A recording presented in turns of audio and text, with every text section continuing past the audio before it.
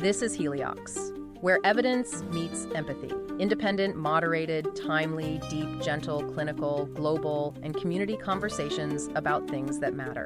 Breathe easy, we go deep and lightly surface the big ideas.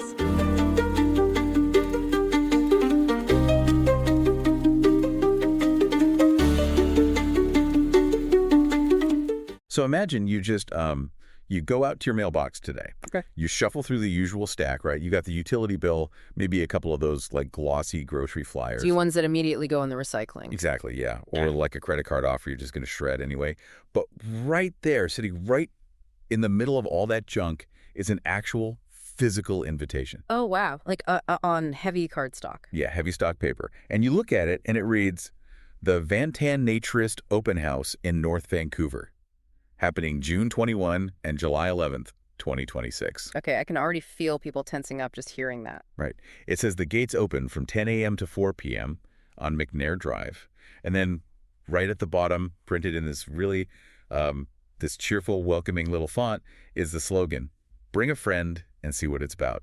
Yeah, it is entirely normal for the modern brain to just kind of short circuit when confronted with that, because you instantly picture yourself standing in this open field, entirely exposed, trying to make small talk about the weather while, holding a paper plate of potato salad. I mean, I literally feel my shoulders tensing up just picturing the logistics of that. Like, do you look people in the eye? Right, where do you put your keys? That's where the keys go. The awkwardness just feels overwhelming.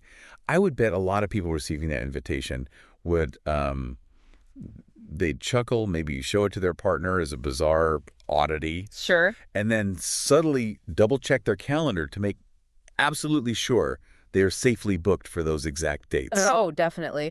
Because the urge to hide is deeply, deeply ingrained in us. We spend our entire lives learning how to cover ourselves, both physically and psychologically. Yeah, that makes sense. But we really have to look at this invitation through a completely different lens for this deep dive. Okay. Because what if opening those gates on McNair Drive isn't just about, like, some quirky weekend activity for eccentrics? Right. What if the simple act of taking off your clothes in a communal setting is actually the gateway to one of the most profound, scientifically validated interventions for the modern crises of anxiety and body image? And that is the exact premise we are unpacking today. We're doing a deep dive into this truly wild intersection of history, sociology, and like cutting-edge neurobiology. It really is cutting edge. Yeah, and we've got this fascinating stack of sources to go through. We're going to explore the forgotten, century-old origins of social nudity, the bizarre psychological dead ends of the 1960s, and then the modern scientific rebirth of the movement today. Which is such a journey. It is. Our mission here is to really understand how shedding our clothes might actually be a biological key to rewiring a totally overstressed nervous system. So, okay, let's unpack this. Let's do it. I want to start with this massive contradiction that's happening right now in the world of naturism. Yeah, you see this fascinating paradox when you look at the actual organizational data. Because if you evaluate the health of this movement strictly by looking at the traditional metrics, the official ledgers, the board of directors, the dues-paying clubs, right, you would conclude that social nudity is on the verge of total collapse. On paper, it looks incredibly bleak.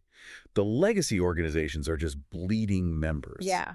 Like over in Europe, the German Nudist Federation, which historically was a massive, massive cultural force. Oh, absolutely huge. They dropped from a peak of around 65,000 members down to under 35,000. Yeah. And the American Association for Nude Recreation has been watching a similar downward slide for years now. Right. The traditional model is really struggling. Even right near that Van Tan Club in Vancouver that sent out our hypothetical invitation, traditional memberships are struggling to just, keep the lights on and the gates open. Exactly. And the prevailing narrative seems to be that millennials and Gen Z simply aren't interested. Like they're locked indoors, obsessed with their phones, and naturism is just going to age out of existence. But look at what happens when you step outside the gates of those private traditional clubs, though. Okay. The whole narrative of a dying movement just shatters completely. Yeah, because the older generations, they measured success by how many people showed up to the annual general meeting. All right. And paid their yearly dues. Right. Formal participation. Exactly. But if you look at actual human behavior today, the public clothing-optional beaches are absolutely bursting at the seams. I was actually looking at Wreck Beach in Vancouver, which is just across the water from the Vantan Club. Oh yeah, Wreck Beach is a perfect example. While the private club struggles to find new lifelong members, Wreck Beach is packed wall to wall, stretching for miles. And the demographic is overwhelmingly young. Huge younger crowds. Yeah. Or look down the coast at Seattle. Recently, the local government floated the idea of restricting Denny Blaine. Which is a huge deal there. Yeah, it's this beloved, small, clothing-optional beach park. And in response, the locals mobilized and gathered over 10,000 signatures in less than 2 weeks to save it. That is wild. Right. You do not generate 10,000 signatures in a matter of days for a cultural relic that nobody cares about anymore. No, you definitely don't. The demand hasn't vanished at all. It has just fundamentally evolved. Okay, Vault, how? Well, there is a prominent figure in this space, Brendan Jones. He runs an initiative called Get Naked Australia. Okay. And he coined a term that just perfectly captures this evolution. He calls it situational nudity. Situational nudity. That phrase alone feels, it feels so much lighter than calling yourself a naturist or a nudist. Right. It takes the pressure off. And his reach is staggering. Get Naked Australia has something like 270,000 followers on Instagram. Which is massive. Yeah. That single account has more reach than all the global formalized nudist organizations combined. And he intentionally avoids using the traditional labels. Because the labels carry this institutional weight that younger generations are just entirely rejecting right now. That makes total sense. They are desperately seeking the freedom, the connection with nature, the body positivity of the experience, but they want it to be spontaneous. Right, they don't want it to be a whole lifestyle brand. Exactly. They want to be able to hike into a remote gorge, strip down, swim under a waterfall, and then, put their clothes back on and go get a coffee. Yeah. Without having to adopt a lifelong identity. They want to go paddleboarding naked on a Tuesday without having to join a committee or pay a monthly subscription fee. And they probably want environments where their friends who prefer to stay closed feel entirely welcome to just hang out too, right? Yes. It is a very fluid, transient approach to body freedom. Let me see if I can map this onto something else. It feels a lot like, think about the dining industry. Okay, I'm with you. It's like the difference between joining a formal private country club with a dining room, a strict dress code, a board of directors, and like massive initiation fees. Right, very rigid. Versus just texting your friends on a Saturday to hit up a pop-up food truck festival down by the river. That is such a good comparison. You still want incredible food and a sense of community, but you want absolutely none of the institutional bureaucracy. Gen Z wants the flavor, not the paperwork. Yeah. The food truck comparison works on multiple levels, especially because a food truck festival is inherently democratic. Exactly. No one is checking your credentials at the door. You just show up as you are. And Gen Z is applying that exact same democratic, low-barrier ethos to body freedom. Right. But to understand why this specific form of freedom, this desire to just exist in the world without fabric, is experiencing such a massive resurgence right now, we have to look backward. We have to dig into the roots. Yes. We have to go back over a century to understand what those early pioneers actually discovered about human biology. And this completely upended my mental timeline, by the way. Oh, really? Yeah, because whenever I thought of the origins of naturism, my brain instantly conjured up images of, like, 1970s California. Oh, sure. Tie-dye Woodstock. Exactly. Free love hippies. But the roots are deeply entrenched in 19th century Europe. We are going all the way back to Germany in 1888. Which is such a vastly different setting. Totally different. It started with a painter named Karl Diefenbach, who essentially retreated into a Bavarian forest and started preaching the virtues of living entirely without clothes. And you have to picture the cultural backdrop of 1880s Germany to understand why this resonated. Okay, set the scene. This is the height of the Industrial Revolution. Cities are becoming choked with factory smog, terrible overcrowding, and disease. It was grim. Very grim. And simultaneously, you have the rigid, deeply restrictive fashion of 19th century Prussian society. Oh, right. The corsets. Heavy wools, tight corsets, extremely stiff collars. Clothing wasn't just protective back then. It was this heavy, suffocating marker of your exact social class. Wow, okay, so shedding those clothes wasn't just some party trick. Not at all. It was an act of profound rebellion against industrialization and social rigidity. Exactly. And then shortly after Diefenbach, you have a sociologist named Hendrik Pudor, who writes a book called Not Culture, which literally translates to nude culture. And that book catches on like wildfire. It really does. By 1893, the world's first Natural Well-Being Association is formed. Fast forward to the early 20th century, and the German town of Lübeck opens the very first naked gymnastics center. Which just sounds so wild to our modern ears. It does. But they viewed this entirely through the lens of vital health and hygiene. Okay. And it wasn't just about, getting vitamin D from the sun. The early practitioners of NAC culture were tapping into a profound sensory reality that modern humans have almost completely forgotten. What do you mean? Well, the skin is our largest organ, right? Right. It is densely, incredibly packed with complex sensory receptors that evolved over millions of years to constantly read the environment. This is a concept from the sources that just stopped me in my tracks. Yeah. Because think about how we experience the world today. Okay. We wake up, we put on underwear, then pants, an undershirt, a sweater, maybe a jacket. Yeah, layers upon layers. We'd essentially seal ourselves inside a sensory deprivation chamber made of cotton and polyester. That is a great way to put it. We cut off the primary organ of touch from the actual physical world. And from an evolutionary standpoint, your skin is supposed to be interacting with microshifts in temperature, the subtle variations in humidity, the specific movement of airflow over your arms and legs. All that data. Yes. That constant stream of tactile data tells your brain where you are in space, and it connects you directly to the physical reality of the Earth. Wow. When you wrap yourself in layers of static fabric, you mute all of that data. You're basically blindfolding your largest organ. And the early German naturists intuitively understood this loss, didn't they? They did. When they finally took off their clothes in these forest retreats, they wrote about it with this almost religious fervor. They use words that sound like they discovered magic. I mean, they described the play of air, sun, and wind on their bare skin as heavenly. Yeah. They called it the sensation of breathing in happiness. It wasn't just relief from tight collars. It was a sudden reactivation of millions of nerve endings that had just been starved of input. And that reactivation provides a massive psychological release. How so? It physically grounds you. When you feel the wind moving across your back, it is very difficult to remain trapped in an anxious, spiraling loop of thoughts in your head. Oh, because your body's demanding your attention. Exactly. Your brain is forced to process the immediate physical reality of the present moment. You are brought back to the now. Okay, so we have this 19th century German movement discovering that stripping away the physical armor of clothing brings incredible physical and sensory relief. Right.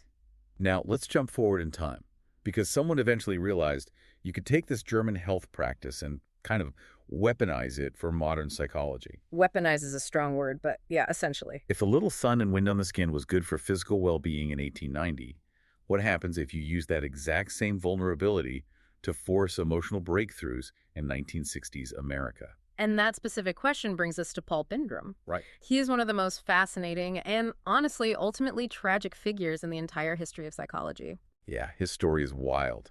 In 1967, Bindrum, who was a fully licensed clinical psychologist working in Hollywood, he pioneered a practice he called nude psychotherapy. Okay. And we really have to be clear here.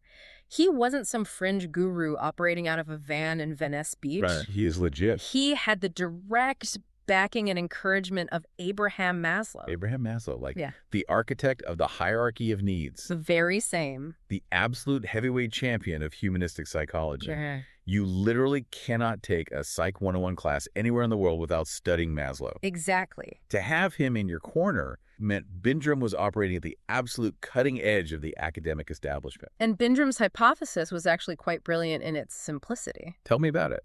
So he spent a lot of time observing and facilitating these group therapy marathons. These were intense, grueling sessions that would last 24, sometimes 48 hours straight. Oh man, that sounds exhausting. It was. People would sit in a room and try to emotionally break each other down to get to the core of their trauma. But Bindrum noticed a distinct pattern. What was it? Toward the exhausting end of these retreats, if the participants happened to, say, go for a swim together or relax in a hot tub, all the remaining psychological walls just vanished. They became completely at ease, entirely open, and deeply connected. So he thought, why are we waiting 40 hours to get to the hot tub? Exactly. Why are we spending days trying to verbally chisel through people's psychological armor when we could just ask them to physically take off their physical armor on day one? He fundamentally believed that shedding clothes would act as an emotional fast-forward button. Let's look at exactly how he implemented this, because there is a phenomenal historical record of one of these early sessions.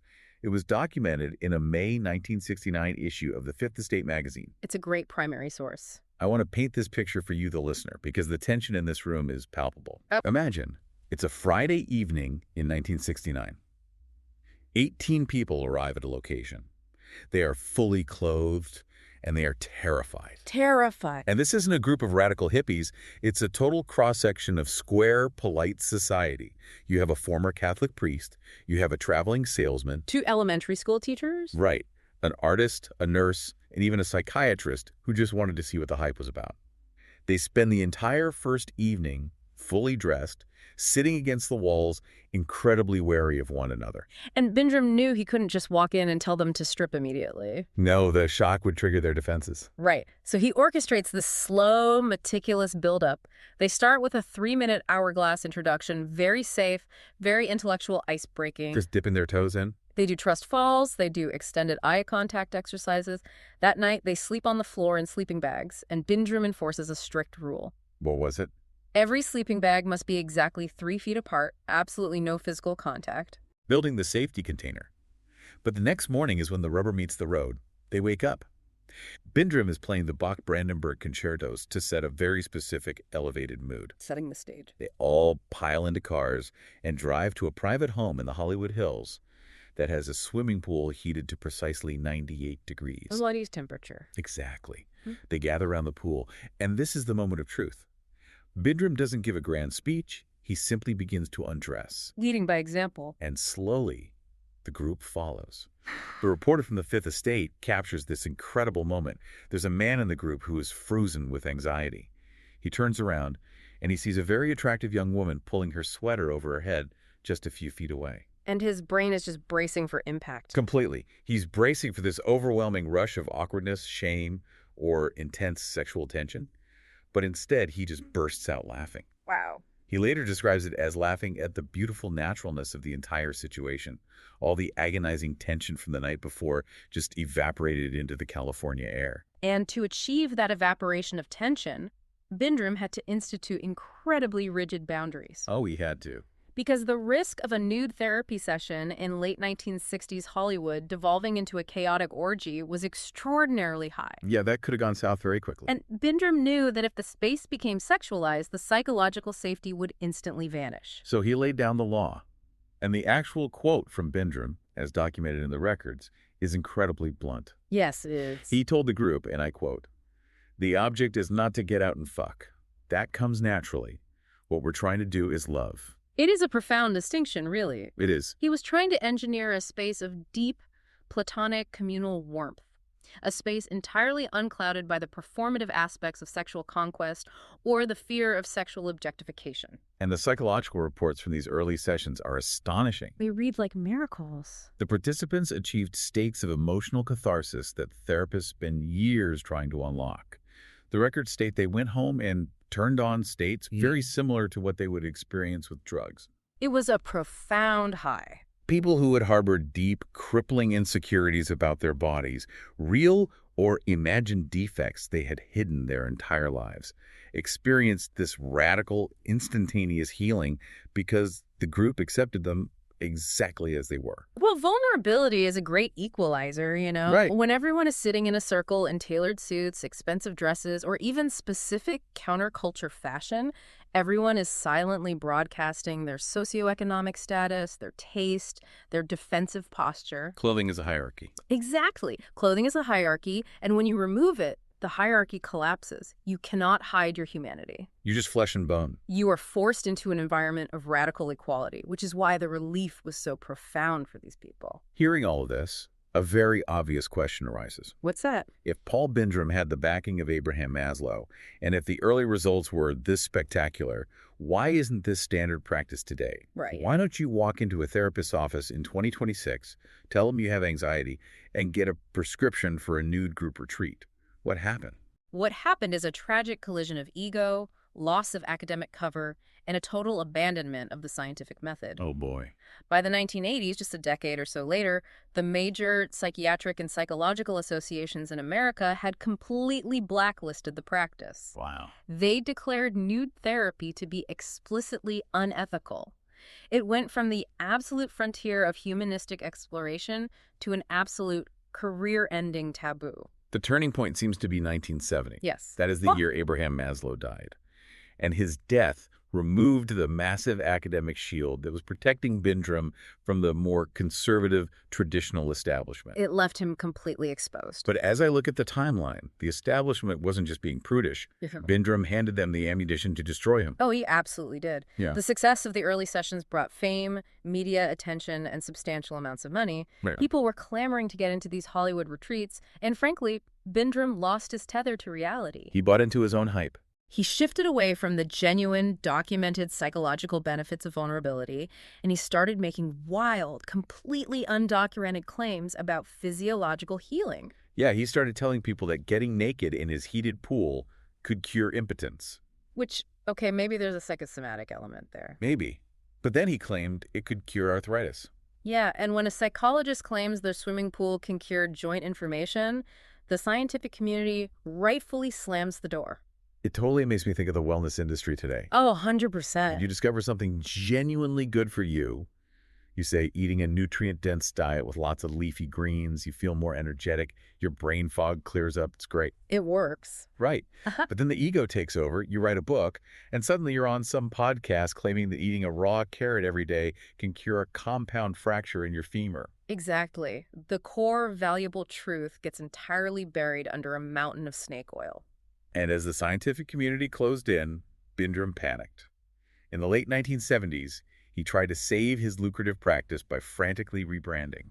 He tried to distance himself from the word nude, which had become totally toxic. That's what he called it. He started marketing his sessions under the phrase aqua energetics. Aqua energetics. It sounds like a water aerobics class you take at a suburban YMCA. It really does. And the historical records note that the rebrand landed with a thud.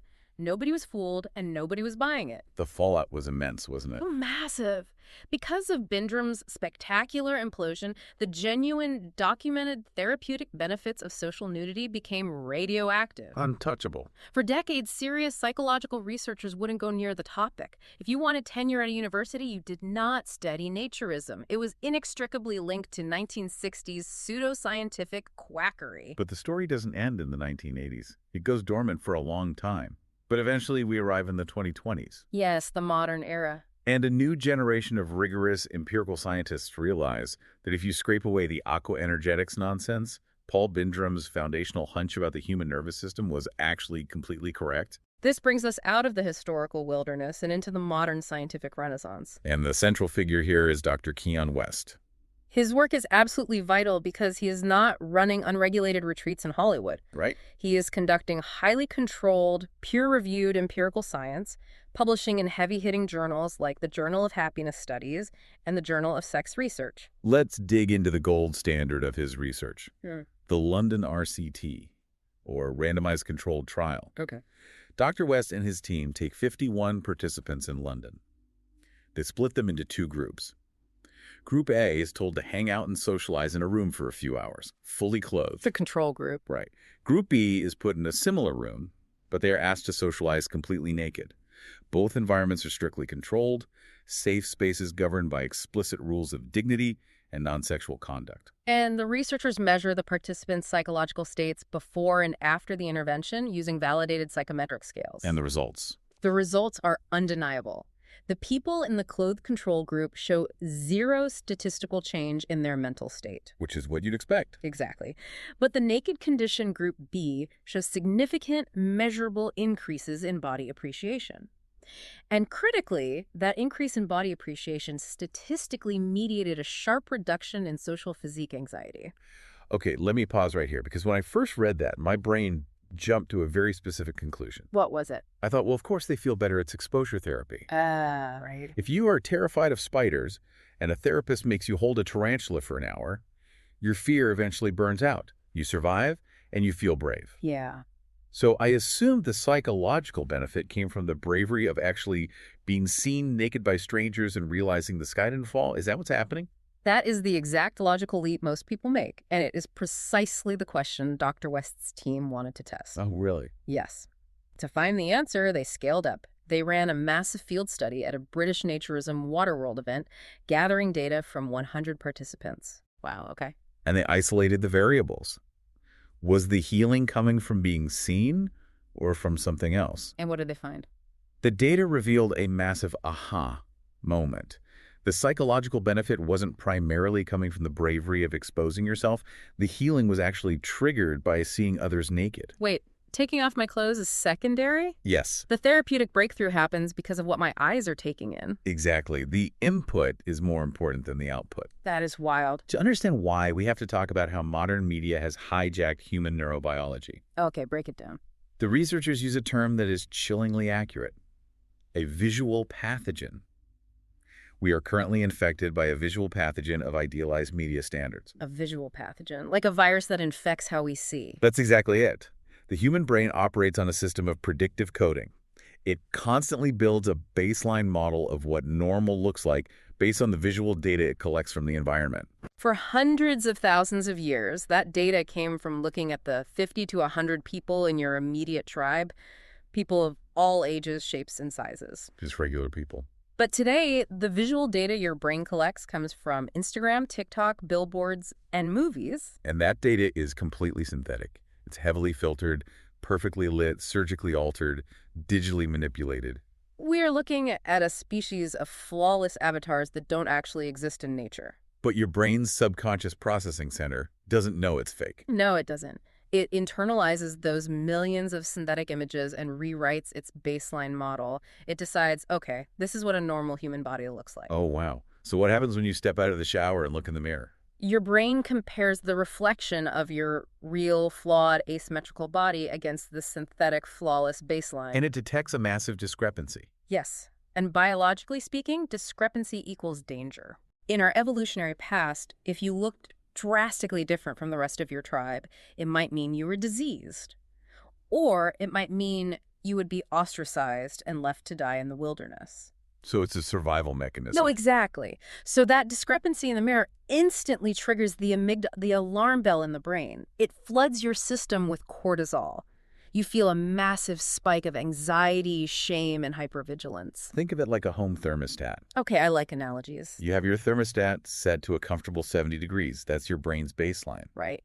But if someone leaves the front door wide open in the dead of winter, the temperature in the hallway plummets. The thermostat panics. It screams, "Emergency, it's freezing!" And it kicks the furnace into absolute overdrive. The furnace is just roaring, trying to heat the house. And that roaring furnace is your nervous system dealing with modern body image. It is generating chronic stress, which contributes to what we call your allostatic load, the cumulative biological wear and tear on your organs from being constantly anxious. You are running the furnace 24/7. So how does walking into a naturist event fix the thermostat? Because suddenly you are bombarding your visual cortex with reality. Just regular bodies. Yes. You are looking at 50 or 100 actual human beings. You see stretch marks, scars, asymmetrical features, aging skin, different body shapes. It's an experiential antidote to the visual pathogen. Perfectly said. Your brain takes in this flood of authentic data and realizes, oh, wait, this is what the tribe actually looks like. You are slamming the front door shut and letting the ambient temperature return to normal. Precisely. The visual template is instantly updated. The mirror discrepancy vanishes. The amygdala realizes there is no emergency, and the threat response deactivates. The furnace turns off. The relief people feel isn't just a change in attitude. It is a literal cessation of a neurological alarm bell that has been ringing in the background of their lives for years. That's exactly what's happening. That is incredible. But the neurobiology goes even deeper than just updating our visual software. Oh, it goes much deeper. To truly grasp why removing our clothing fundamentally alters how safe we feel in the world, we have to look at Stephen Porges's polyvagal theory, which is extensively detailed in the USA Body Psychotherapy Journal. Polyvagal theory is the absolute bedrock for understanding how human beings process safety, danger, and connection on a subconscious level. How does it work? Porges mapped out the autonomic nervous system and identified 3 distinct evolutionary stages: You can think of them as a ladder. Okay, a ladder. At the very bottom of the ladder is the oldest system, the dorsal vagal The system. dorsal vagal. What does that look like in real life? It is the parasympathetic freeze or immobility response. It is the absolute last resort of a nervous system under catastrophic threat. Like a deer in headlights. More like a mouse that has been caught by a cat and goes completely limp, plain dead. Oh, wow. In humans, we see this activated in cases of severe trauma. It results in dissociation, shutting down, a drastic drop in heart rate, and emotional numbness. You are physically present, but your nervous system has checked out to survive. Okay, so that's the bottom rung. What's the middle rung? The middle rung is the sympathetic nervous system. This is the one we are all incredibly familiar with. Fight or flight. Exactly. It is the classic fight-or-flight mobilization response. Your heart rate accelerates, your breathing gets shallow, cortisol pumps through your veins, your body is mobilizing energy to either punch a predator in the face or run for your life. And the tragedy of modern life is that a predator isn't chasing us. No. The threat is an email from our boss, or a traffic jam, or worrying about how our clothes fit at a networking event.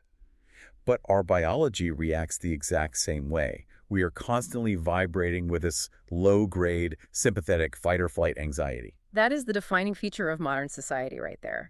Chronic sympathetic activation. We are basically stuck on the middle rung. So how do we get off? Well, at the very top of the ladder is the newest evolutionary development, a system completely unique to mammals. It is the ventral vagal system. Often called the social engagement system, right? Yes. How do we get to the top rung, and what happens when we do? When the ventral vagal system activates, it acts as a brake. It turns off the dorsal freeze and it turns off the sympathetic fight or flight. It just shuts them down. It tells your heart to slow down, it relaxes your digestive tract, and it fundamentally tells your brain, you are safe. But there's a catch. There is. Here is the crucial part. It only activates through connection with other mammals. It is triggered by soft eye contact, a melodic vocal tone, and relaxed facial expressions. We literally co-regulate each other's nervous systems. This leads us directly to a concept from the journals that completely blew my mind. Somatic field perception. Oh, this is fascinating. The researchers argue that our clothing actually acts as a massive barrier to that co-regulation. They describe clothing as tactile noise. Think about the biological message your clothes are sending. Okay. When you walk into a room wearing a sharp suit, expensive jewelry, or carefully curated streetwear, you are projecting an image. You are projecting status, defenses, and tribal affiliation. You're putting up walls. You are subconsciously signaling to everyone else, look where I am in the hierarchy. And simultaneously, your own skin is constantly reacting to the tight waistband, the scratchy tag, the restricting collar. So you're distracted too. Your nervous system is perpetually distracted by the armor you are wearing. You are broadcasting defense, and you are feeling restricted. Yes. And because everyone is heavily armored, our nervous systems struggle to accurately read each other. The brainstem is always slightly on edge, wondering what is hidden beneath the layers. That makes so much sense. But when you introduce somatic field perception, when a group of people removes their clothing in a non-sexual environment, you eliminate all of that tactile and visual noise. The paper refers to this as generating an uncorrupted stream of biological intent. An uncorrupted stream of biological intent. Yes. When you see someone entirely in their own skin, with no pockets to hide their hands in, no collars to hide their neck, no luxury brands to assert dominance, your brainstem instantly registers mutual vulnerability. Exactly. When your brainstem detects that everyone around you is entirely unarmored and completely relaxed, it sends a massive all-clear signal up to the brain. And saying we're safe. It says, there are no concealed weapons, there are no hidden status games, we are just biology. That immediate recognition of shared vulnerability flips the switch. It downregulates the sympathetic fight or flight response. And it fully engages the ventral vagal social engagement system. Let's ground this in reality for a second. Let's say you take the plunge. You go to a naturist beach. You take off your clothes. After that initial 10 minutes of awkwardness fades, what is physically happening inside your body? The neurological dominance in your brain literally shifts gears. It moves away from the external appearance monitoring network, the part of your brain obsessing over, how do I look? Is my stomach sticking out? Does this person think I'm cool? Right. And it shifts deeply into interoceptive awareness. You stop living on the outside of your body, treating it like a billboard, and you start actually residing inside of it. You feel the sun warming your shoulders. You feel the rhythm of your breath. You feel a profound, quiet safety. It is a biological hack to force your nervous system to stand down. Which brings us crashing back to the present day and to the younger generations who need this hack more than anyone. Absolute. Generation Z and millennials are caught in a perfect storm right now. They are navigating a devastating mental health crisis. They are experiencing unprecedented levels of digital dissociation, living entirely through avatars on screens. It's a huge problem. And the rate of severe body objectification is catastrophic. The traditional medical models, talk therapy, and pharmaceuticals are really struggling to keep up.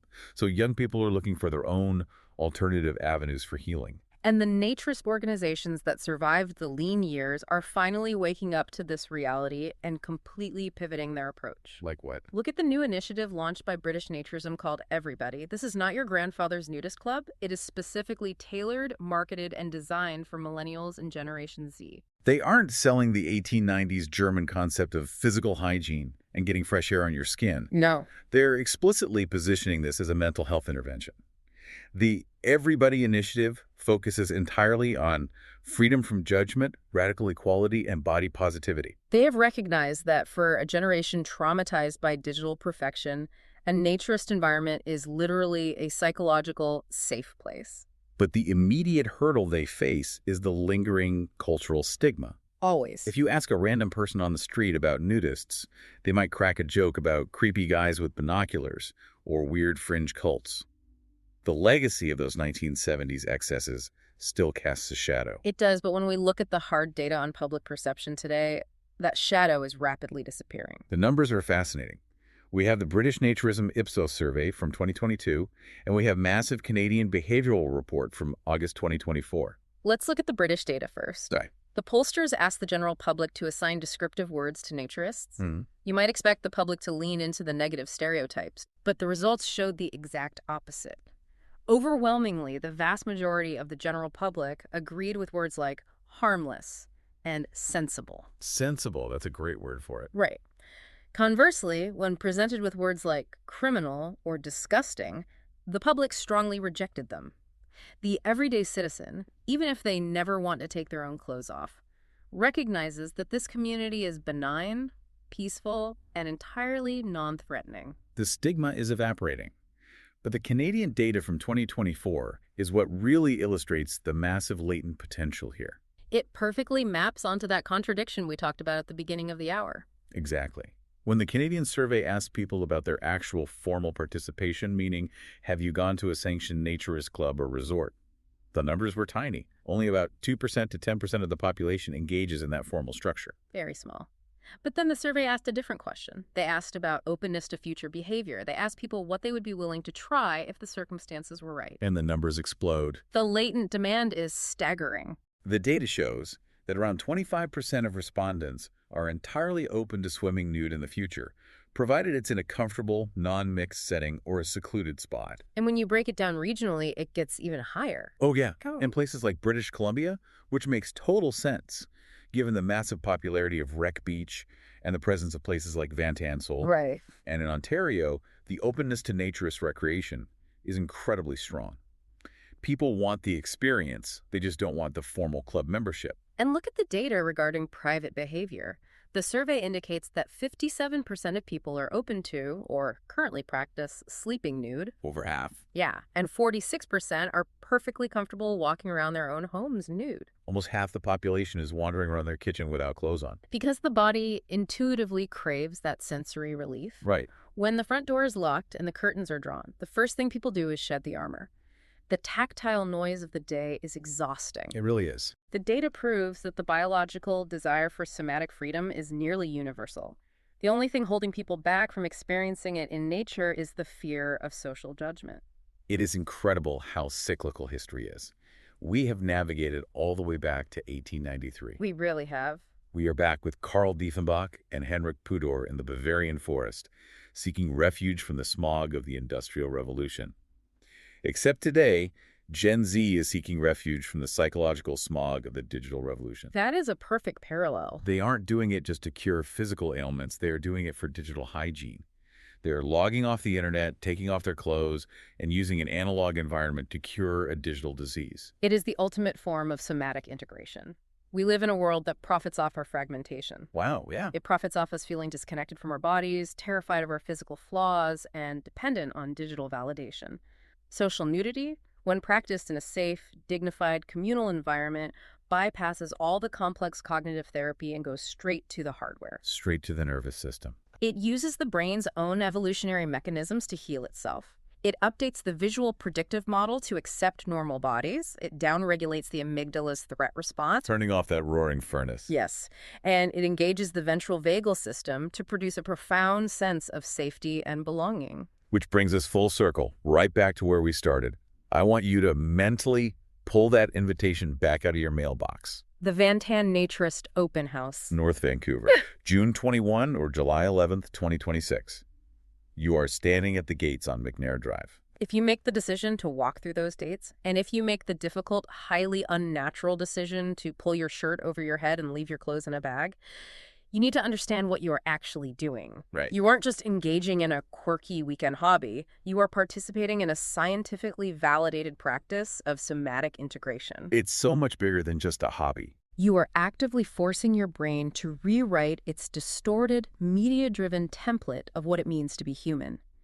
You are signaling to your exhausted nervous system, through the uncorrupted stream of biological intent, that it is finally safe to turn off the radar.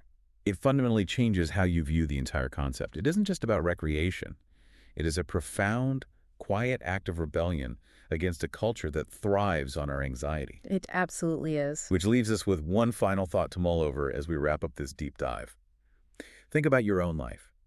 We spend an enormous amount of time, money, and energy meticulously constructing our armor. We really do. We buy the right clothes to project the right image. We curate our online personas to hide our failures. We constantly monitor our posture, our stomachs, our facial expressions when we walk into a room, all to protect ourselves from the judgment of the world. It's exhausting. We are exhausted from guarding the fortress. But if the neurobiology we explore today is correct, it presents a terrifying but beautiful paradox. What if the only way to truly feel safe in your own skin is to finally let the world see it? Such a powerful thought. Thank you so much for joining us on this deep dive. Take a moment to feel the sun on your shoulders today, and we'll see you on the next one. Heliox is produced by Michelle Brucker and Scott Bleakley. It features reviews of emerging research and ideas from leading thinkers, curated under their creative direction with AI assistance for voice, imagery, and composition. Systemic voices and illustrative images of people are representative tools, not depictions of specific individuals. Thanks for listening today. 4 recurring narratives underlie every episode: boundary dissolution, adaptive complexity, embodied knowledge, and quantum-like uncertainty. These aren't just philosophical musings, but frameworks for understanding our modern world. We hope you continue exploring our other episodes, responding to the content, and checking out our related articles at helioxpodcast.substack.com.